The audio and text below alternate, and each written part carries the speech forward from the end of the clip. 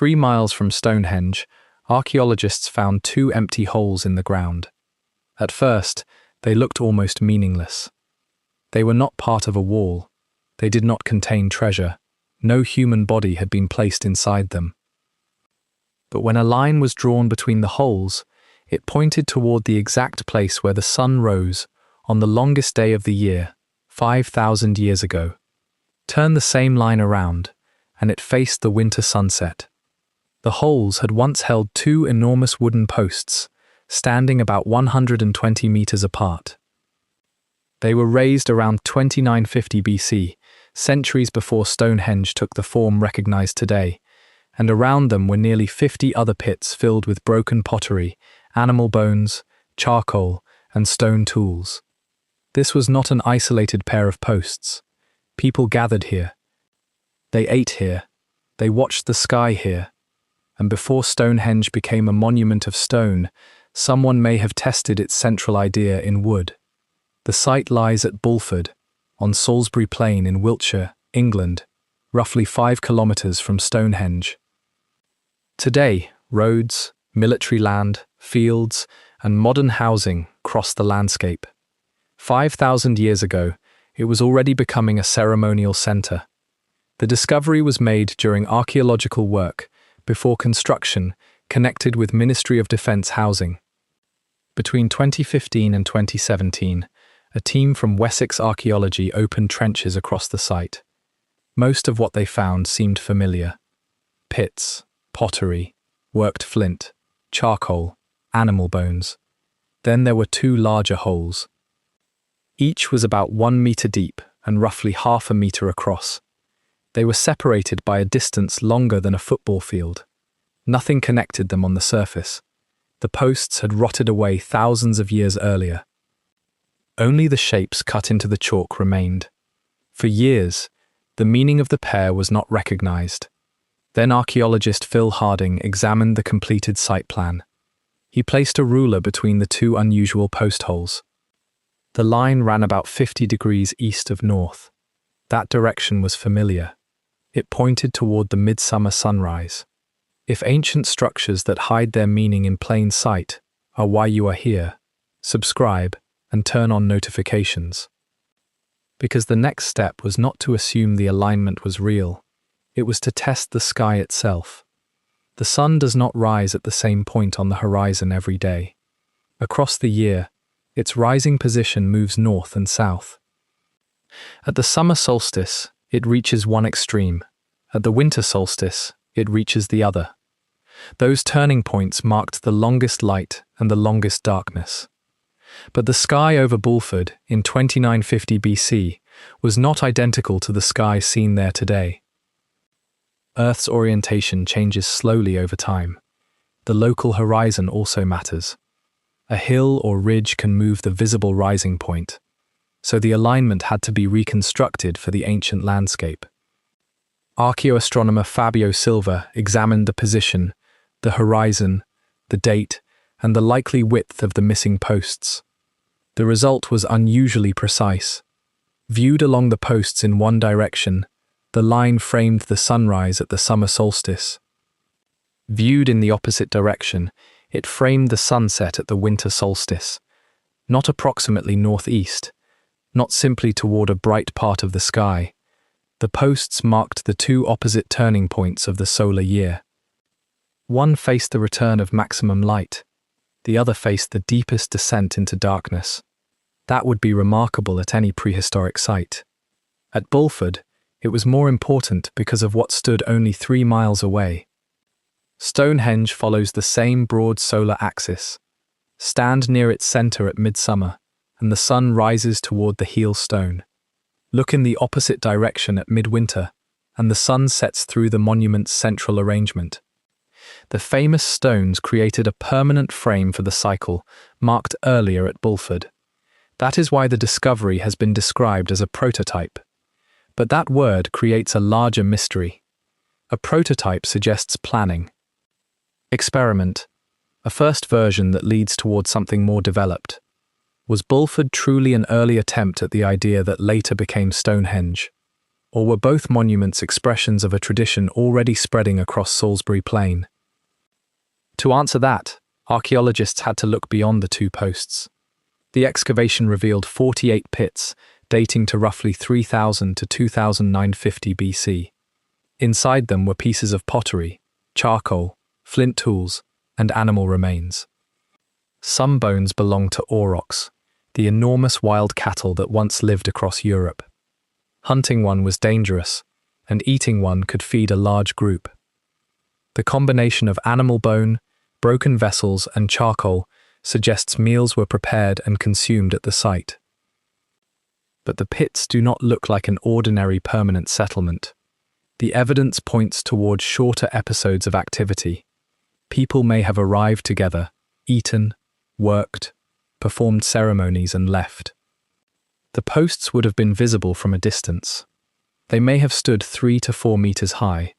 Charcoal from ash was recovered from one post pit, raising the possibility that at least one post was cut from a tall, straight ash tree.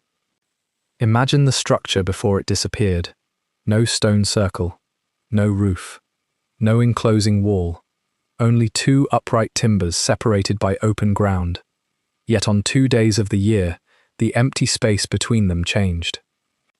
A bright edge appeared on the horizon. The sun rose or fell into the line.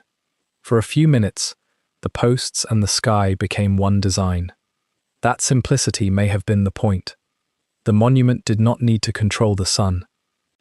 It needed to show that its movement could be anticipated. People could return to the same place and watch the same event repeat. The posts turned the horizon into a marker. The sky became part of the architecture. Then archaeologists found an object that made the solar interpretation harder to ignore. Among the stone tools was a rare disc-shaped flint knife. Most cutting tools from the period were shaped for a practical edge. This one was unusually round. Its form has led to the suggestion that it represented the solar disk. That cannot be proven. A circular object is not automatically an image of the sun. It may have been shaped for a practical reason that has been lost. But at a site defined by a solar alignment, the possibility matters. It may have been ceremonial, or simply a valued tool discarded with ordinary waste. The evidence does not provide a ritual script. It provides a pattern. 2 posts aligned with the solstices, gatherings marked by food and fire, a circular blade, a landscape that would later contain one of the most famous solar monuments on Earth, and the dates place all of it at a crucial moment. Around 2950 BC, Stonehenge already existed, but not as most people imagine it. The earliest Stonehenge was an earthwork. A circular ditch and bank had been created around 3100 BC. A ring of pits known as the Aubrey Holes lay inside it. Some later received cremated human remains. The immense sarsen stones and their lintels were not yet standing. The towering trilithons that define Stonehenge today were placed centuries later, around the middle of the 3rd millennium BC. So Bulford did not exist before every phase of Stonehenge.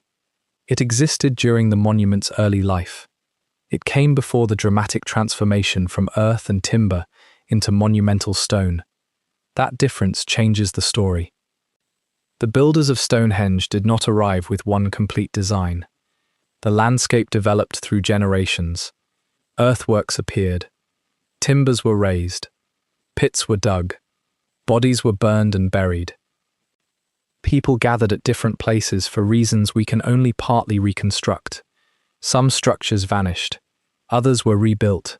Eventually, stones weighing many tons were transported, shaped, and locked together with joints more familiar from woodworking than stone construction.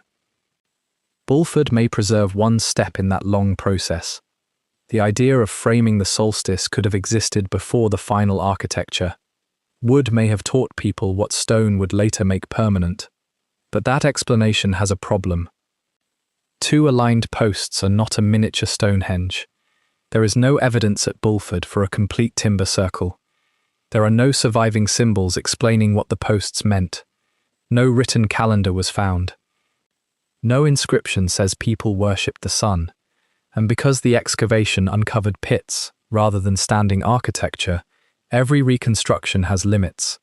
The posts may have marked a ceremonial line. They may have framed a route. They may have divided space used during seasonal gatherings. The solar alignment is precise, but alignment alone cannot tell us what people believed. Calling Bulford a prototype is useful. It is not a proven ancient label. The people who raised the posts may never have imagined the later stone monument. They may have visited Stonehenge or helped build its early earthworks, or Bulford and Stonehenge may have been separate sacred places, sharing the same sky. Now, does the discovery solve Stonehenge? No, it does not reveal exactly who designed the stone circle. It does not explain every burial, stone, or rebuilding phase. It does not prove that Stonehenge was a modern-style observatory. The solstices could be recognized without advanced mathematics. A careful observer only had to watch the sunrise move along the horizon through the year, mark its farthest point, wait, and return. But that does not make the achievement ordinary. The posts were set 120 meters apart. A small error at either end would shift the line. The builders had to select the location, identify the correct horizon point, organize labor, cut large timbers, dig deep holes into chalk, and raise the posts upright. Then people had to preserve the meaning. A post does not explain itself. Someone had to know when to gather. Someone had to remember what direction mattered. Someone had to teach the next generation why the rising and setting sun were being framed. They were not merely noticing the seasons. They were turning the movement of the year into a shared event. That may be the most important connection to Stonehenge. Monuments do more than mark space. They organize people. A community that gathers at the same place, eats the same animals, watches the same sunrise, and repeats the same actions begins to share a memory. The monument becomes a point where time, landscape, and identity meet. At Bulford, the architecture was almost empty. At Stonehenge, the same basic axis became colossal. The timbers became stone. The open line became a carefully arranged interior. The event that may once have been framed by two posts became enclosed by lintels, pillars, burials, and processional routes. What began as a moment on the horizon may have grown into a monument intended to outlive everyone who built it. And that may explain why the winter sunset mattered as much as the summer sunrise. The darkest day carries a different power. At midwinter, the sun reaches its lowest path. The days have shortened almost as far as they can. For early farmers, winter meant cold, hunger, stored food, vulnerable animals, and uncertainty.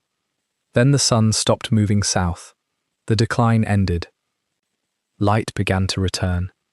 A monument aligned to that moment did not need to predict the future.